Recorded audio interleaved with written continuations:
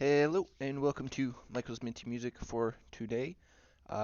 This week we are going over Octotune, the Splatoon 2 Octo Expansion soundtrack and the latest Splatoon soundtrack.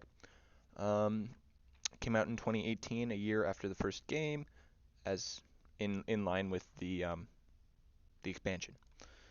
This is the track listing. So 52 tracks, although a lot of these are sound effects tracks.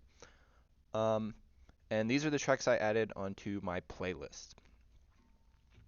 As you can see, I added pretty much all of them. There's a few in here that I didn't add.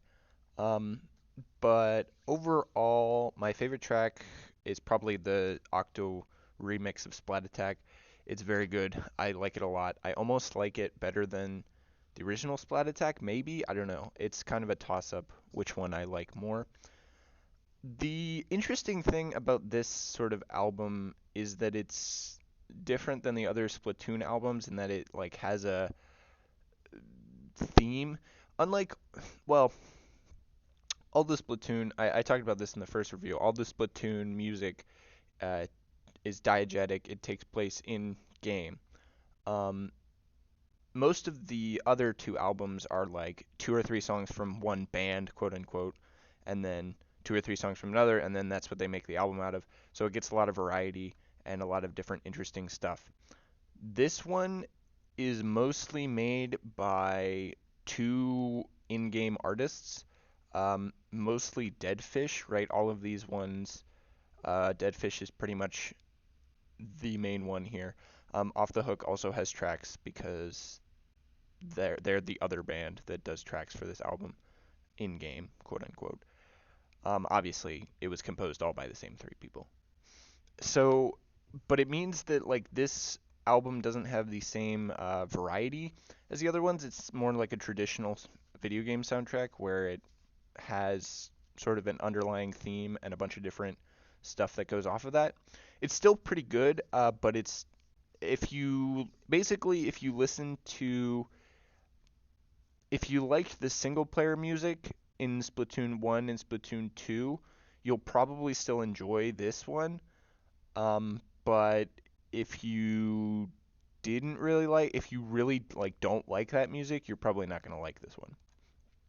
So I place it right in the middle here, between better than Splatoon, but worse than Splatoon 2.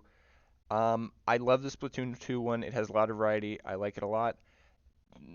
I only really put this above because I didn't really play Splatoon 1, so I don't have the same feeling about it.